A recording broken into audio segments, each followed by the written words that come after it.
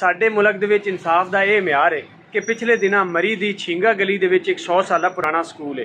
ਜਿਹਦੇ ਵਾਸਤੇ Lahore high court ਦੇ ਮੁਅੱਜ਼ਜ਼ ਜੱਜ ਜਸਟਿਸ ਅਮੀਰ ਭੱਟੀ ਸਾਹਿਬ ਨੇ ਹੁਕਮ ਦਿੱਤਾ ਕਿ ਇਸ ਦੇ ਵਿੱਚ ਸਾਡੇ ਵਾਸਤੇ ਇੱਕ ਜੁਡੀਸ਼ੀਅਲ ਕੰਪਲੈਕਸ ਬਣਾਇਆ ਜਾਵੇ। ਮੁਅੱਜ਼ਜ਼ ਜੱਜ ਸਾਹਿਬ ਨੇ ਇਹ ਵੀ ਨਹੀਂ ਸੋਚਿਆ ਕਿ ਇਹ 100 ਸਾਲਾ ਪੁਰਾਣਾ ਸਕੂਲ ਹੈ ਔਰ ਇਹਦੇ ਵਿੱਚ ਕਮ ਅਜ਼ ਕਮ 2 ਤੋਂ 250 ਬੱਚੇ ਜ਼ੇਰੇ ਤਾਲੀਮ ਹੈ ਤੇ ਅੱਗੋਂ ਸਾਡੀ ਪੰਜਾਬ ਹੁਕੂਮਤ ਸਰੇ ਤਸਲੀਮ ਖਮ ਕਿ ਜਿਸ ਤਰ੍ਹਾਂ ਮੁਅੱਜ਼ਜ਼ ਜੱਜ ਸਾਹਿਬ ਨੇ ਹੁਕਮ ਦਿੱਤਾ ਹੈ ਇਸੇ ਤਰ੍ਹਾਂ ਉੱਥੇ ਸਕੂਲ ਦੇ ਵਿੱਚ ਜੁਡੀਸ਼ੀਅਲ ਕੰਪਲੈਕਸ ਬਣਾ ਦਿੱਤਾ ਜਾਵੇ। ਇਹ ਤਾਂ ਭਲਾ ਹੋਵੇ ਉੱਥੋਂ ਦੀ ਆਵਾਮ ਦਾ ਜਿਨ੍ਹਾਂ ਨੇ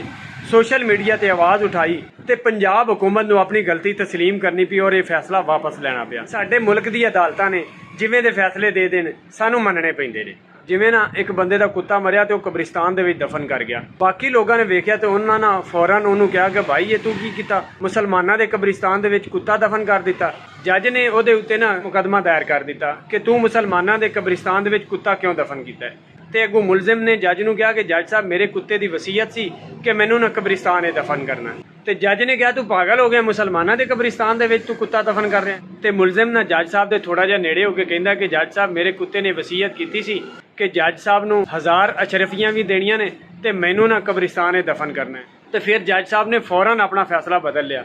ਜੱਜ ਸਾਹਿਬ ਕਹਿੰਦੇ ਨੇ ਕਿ ਭਾਈ ਇਹ ਕੁੱਤਾ ਤਾਂ ਮੈਨੂੰ ਅਸਾਬੇ ਕਾਫ ਦਾ ਲੱਗਦਾ ਹੈ, ਇਹ ਤੇ ਜਨਤੀ ਕੁੱਤਾ ਹੈ, ਲਿਹਾਜ਼ਾ ਇਸ ਕੁੱਤੇ ਨੂੰ ਨਾ ਮੁਸਲਮਾਨਾਂ ਦੇ ਕਬਰਿਸਤਾਨ ਇਹ ਦਫਨ ਹੋਣਾ ਚਾਹੀਦਾ ਸੀ।